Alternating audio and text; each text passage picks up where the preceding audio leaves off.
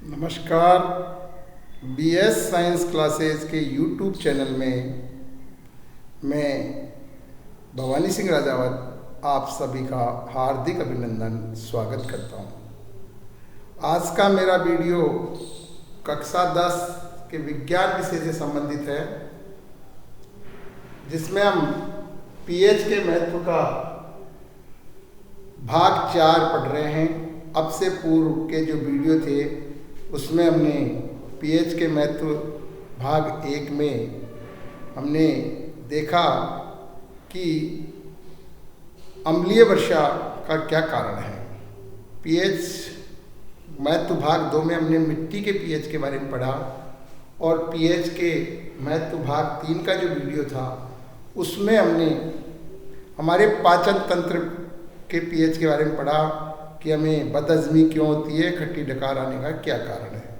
आज का मेरा वीडियो कक्षा 10 के भैयाओं के लिए ही इम्पोर्टेंट नहीं है, अपितु ये हम सब के लिए इम्पोर्टेंट है, क्योंकि आज का जो वीडियो है उसमें जो समस्या की बात मैं करने जा रहा हूँ उससे इस देश का नहीं, विश्व के अनेक लोग इस समस्या से ग्रसित है, क्योंकि हमारे मुंह में बदबू आने लग जाती है और बहुत सारे लोग पैसों के ठगने के लालच में आपको अनेक प्रकार के प्रलोभन देते हैं, अनेक प्रकार के आपके पास में एड भेजते हैं कि इससे ये मिट जाएगा, लेकिन उसका मूल कारण कोई नहीं बताता है।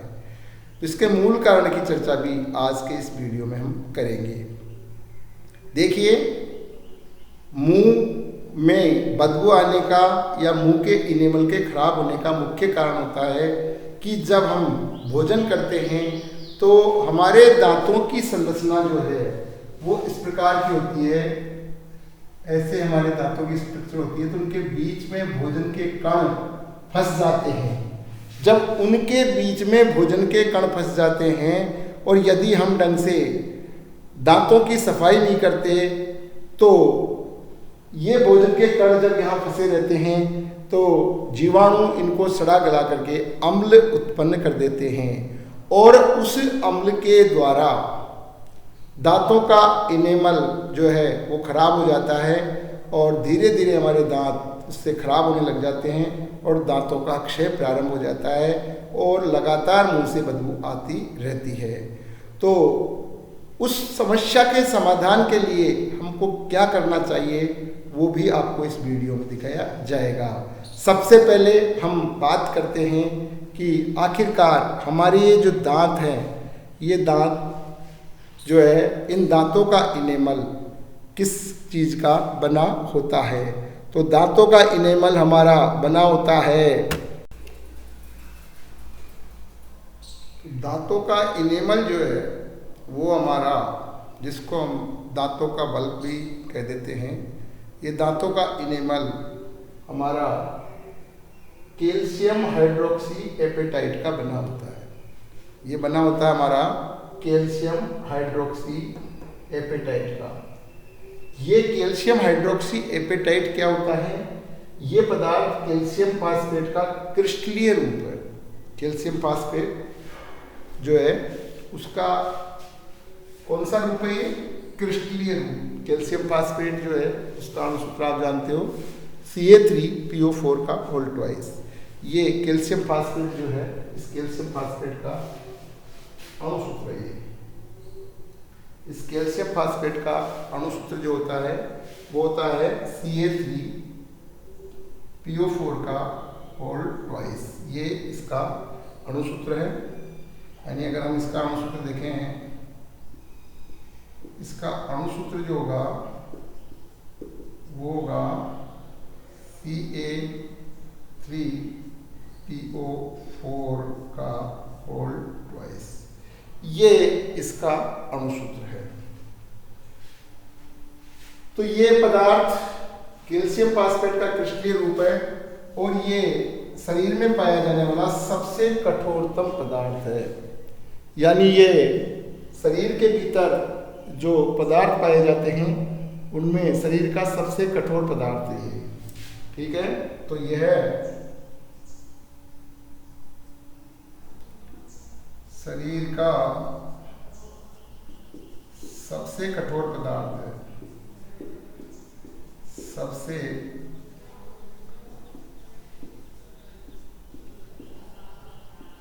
कठोर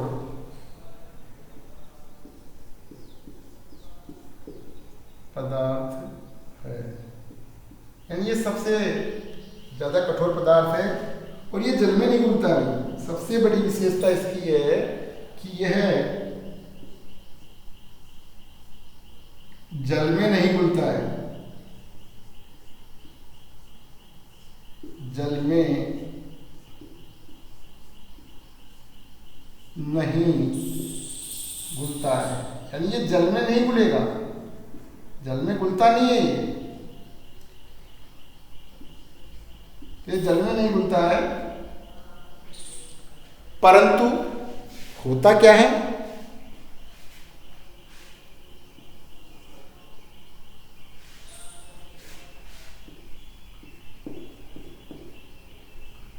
धातु का संसार,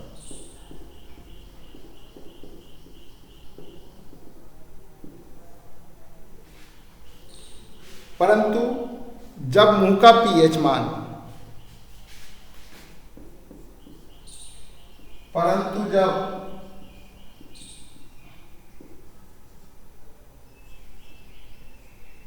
मुंह का पीएच मान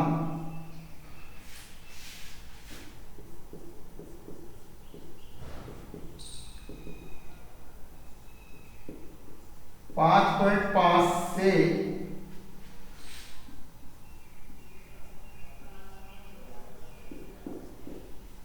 कम हो जाता है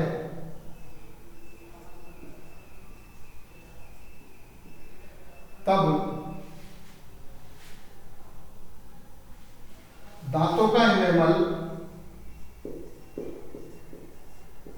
दांतों का इनेमल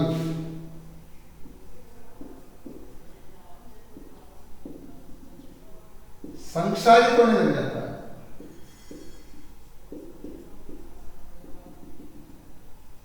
संक्षारित होने लग जाता है, यानी दांतों का इनेमल जो है वो खराब होने लग जाता है, खराब होने लग जाता है यानी संक्षारित होने लग जाता है। ऐसा क्यों होता है, कारण क्या है इसका? कारण इसका है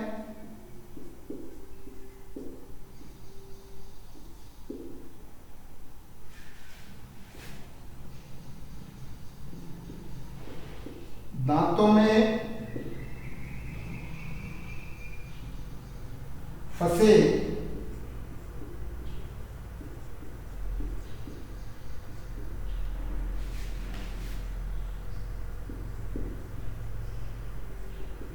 अन्न के टुकड़े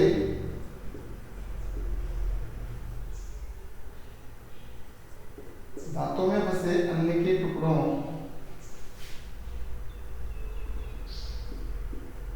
को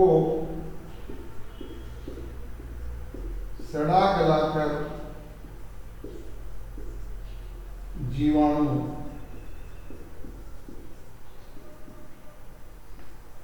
अम्ल उत्पन्न कर देते हैं,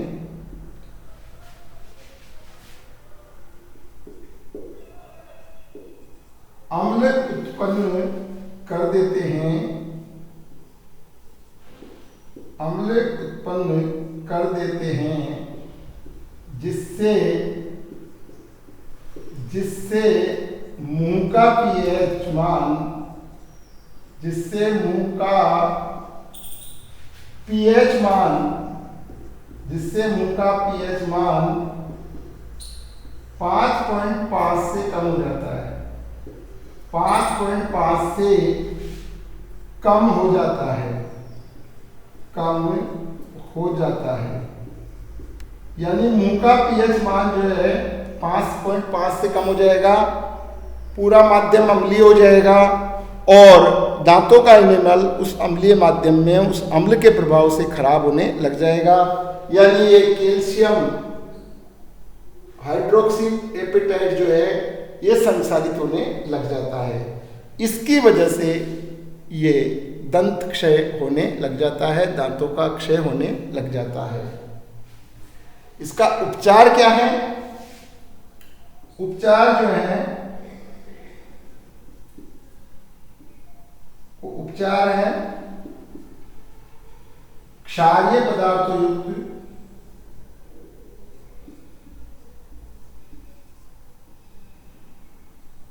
क्षारीय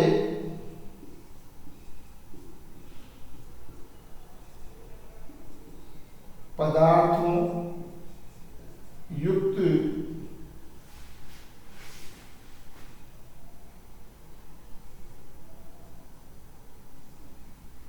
दंत मंजन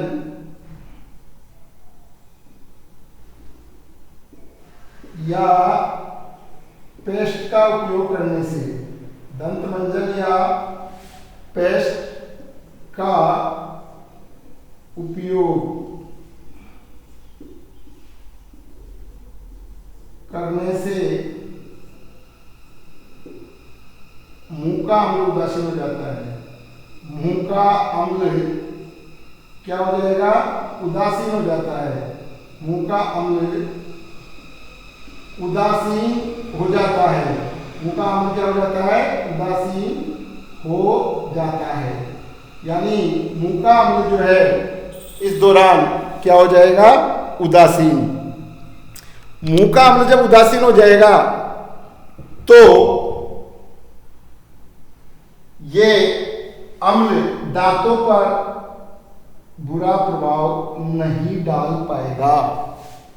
तो इस प्रकार हम देखेंगे कि हमारा जो दंत क्षय है, ये दंत क्षय होने का मुख्य कारण ये है कि हमारे दांतों की जो ऊबड़ खाबड़ रचना होती है, दांतों की जो ऊंची नीची रचना होती है, उनके मध्य में भोजन के कण फंस जाते हैं। उन भोजन के कणों के सड़ने गलने से अम्ल उत्पन्न हो जाता है और वो उत्पन्न अम्ल जो है वो दांतों के इनेमल को खराब कर देता है, जिससे दांत खराब हो जाते हैं, दांत उखड़ने लग जाते हैं और साथ ही साथ मुंह में बदबू आती है। आज का जो वीडियो है उसमें जो बातें बताई उसको मैं एक बार रिवाइज कर देता हूँ कि पीएच परिवर्तन के कारण दंत से ये हमारा टॉपिक था। तो दांतों का इनेमल दांतों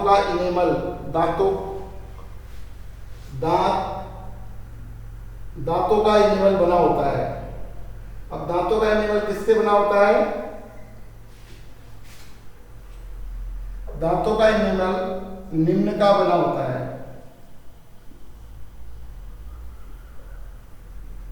निम्नलिखित पदार्थ का बना होता है।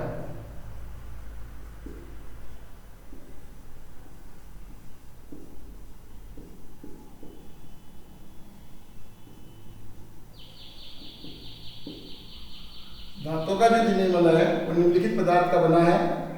पदार्थ का क्या नाम है? पदार्थ जो है जो दांतों के इनेमल को बनाता है वो है कैल्शियम हाइड्रोक्सी एपेटाइट। ये पदार्थ कैल्शियम फास्फेट का कौन सा रूप है? क्रिस्टलीय रूप। और कैल्शियम फास्फेट जो है उसका सूत्र आप सबको पता है। कैल्शियम फास्फेट का सूत्र होता है Ca3PO4 का होल ट्वाइस। ये हमारे कैल्शियम फास्फेट का सूत्र है। तो ये कैल्शियम फास्फेट का सूत्र है। इसी का क्रिस्टलीय रूप जो है वो है कैल्शियम हाइड्रोक्सी एपेटाइट।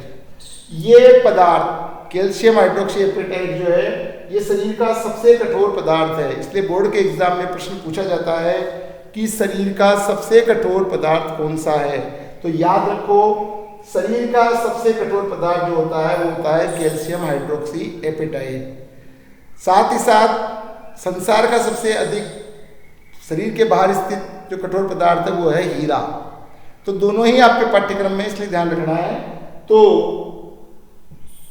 शरीर के भीतर पाया जाने वाला सबसे कठोर पदार्थ जो है वो है कैल्शियम हाइड्रोक्सी एपेटाइट। ये पदार्थ कैल्शियम फास्फेट का क्रिस्टलीय रूप है।